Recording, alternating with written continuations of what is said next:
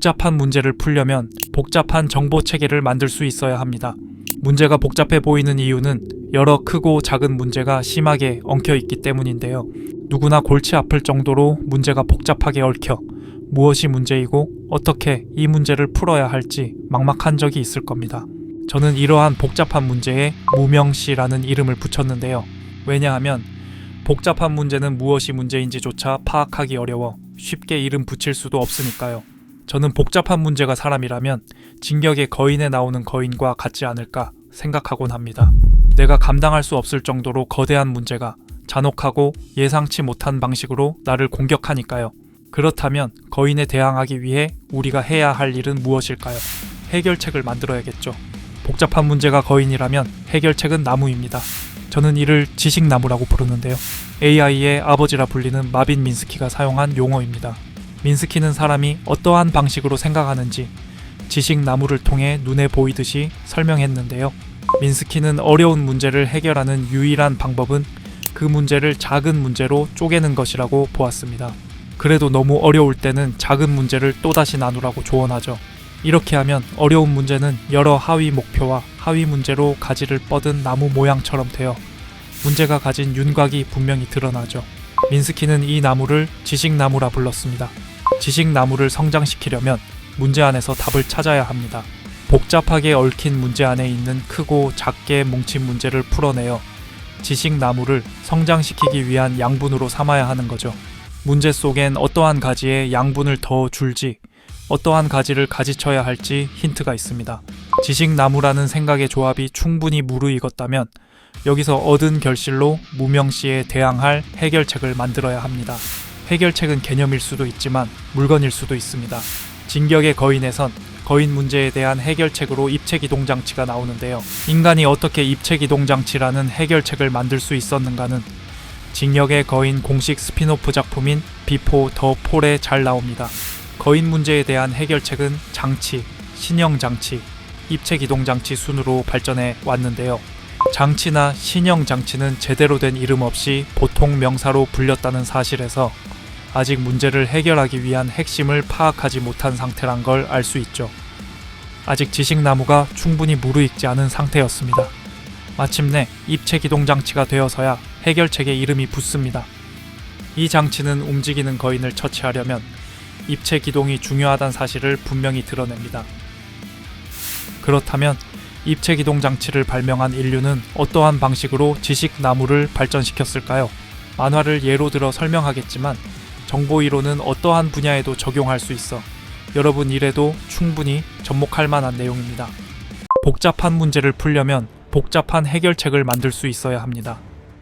하지만 복잡한 해결책 만들어야 한다고 해서 단순히 복잡하기만 하면 된다는 뜻은 아닙니다. 복잡한 해결 체계를 어떻게 잡아야 할지는 복잡계 과학자 카우프만이 힌트를 주는데요. 카우프만은 복잡함이 가진 형세엔 크게 세 가지가 있다고 말합니다. 질서국면, 혼동국면, 임계국면입니다. 이 세 가지 국면은 앞선 영상에서 다루었던 수파리와도 연결됩니다. 질서국면은 가르침을 지키는 수 단계, 혼동국면은 가르침을 깨뜨리는 파 단계, 임계국면은 가르침을 지키는 동시에 깨뜨리는 리 단계로 볼 수 있죠. 순서대로 복잡함이 가진 형세를 살펴봅시다. 질서에 오래 머문다고 해서 좋은 점만 있는 건 아닙니다. 복잡계 과학자 카우프만은 질서 국면은 정보 사이 결합이 너무 강해 웬만한 문제에는 흔들리지 않는 안정성을 가졌다고 말하는데요. 하지만 반대로 생각하면 변화 가능성이 없는 고정된 체계로도 볼 수 있죠. 그렇다면 정보가 왜 이렇게 단단한 가지처럼 고정된 상태가 될까요? 반복된 검증 과정을 거치기 때문입니다. 특정 문제를 해결한 성공 경험이 많은 조합일수록 체계는 그 방식을 정답으로 받아들여 규칙으로 굳히죠. 물론 환경이 전혀 변하지 않는 상황이라면 이처럼 단단하게 고정된 정보 체계가 효율이 좋을 겁니다. 하지만 단단한 질서가 오히려 독이 될 수도 있습니다.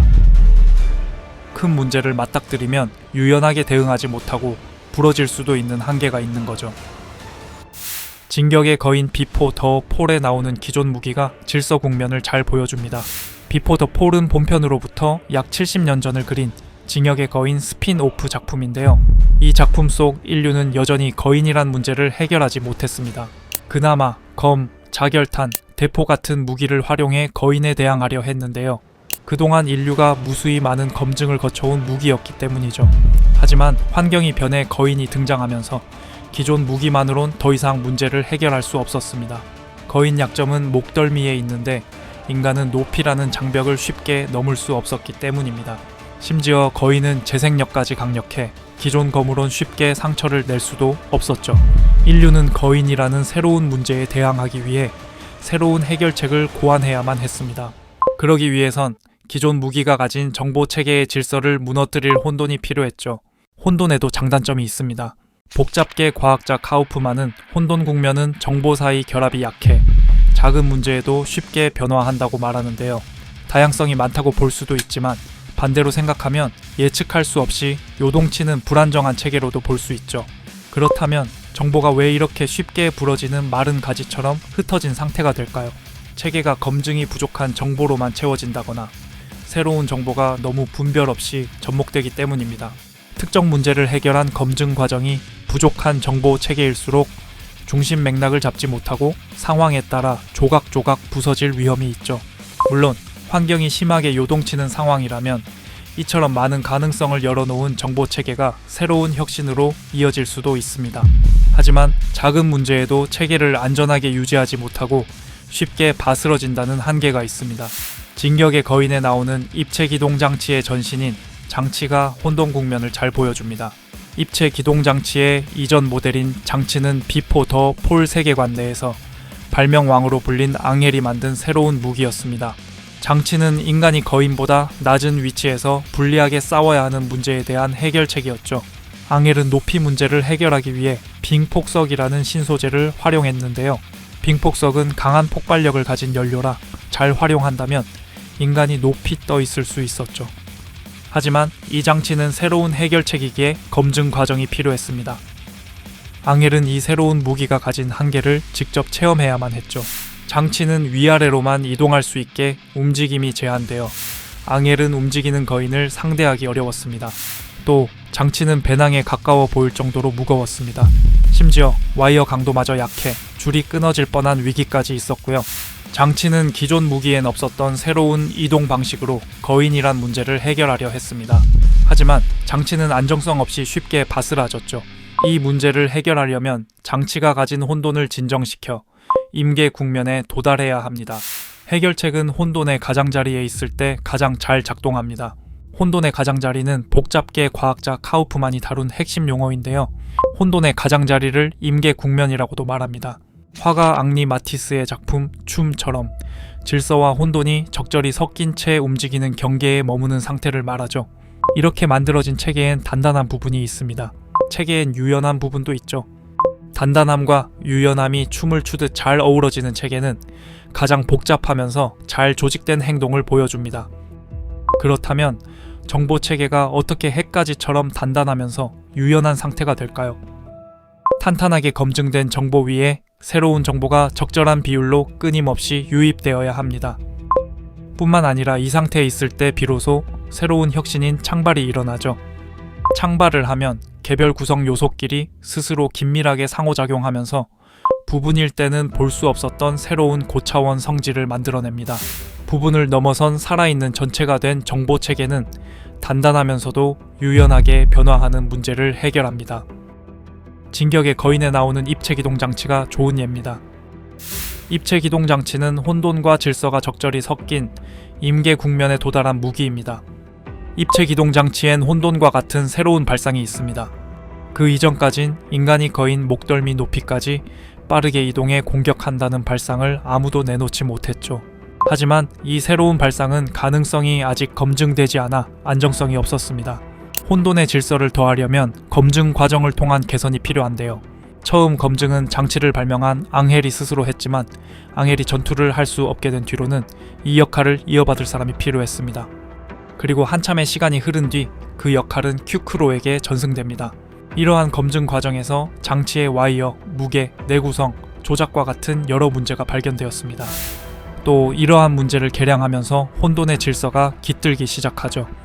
그 이전 모델인 장치와 신형 장치와는 달리 입체 기동 장치에 이르러서야 새로운 고차원 기능인 양손의 자유가 생기는데요.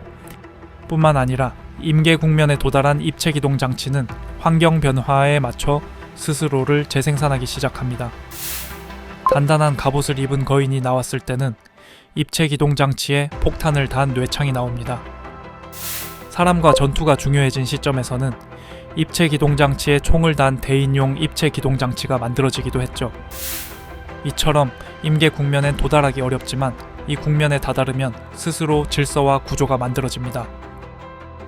카우프만은 앞선 원리가 생명계, 기술계, 경제계 같은 모든 복잡계에 두루 적용할 수 있는 보편성 있는 법칙이라 보았는데요.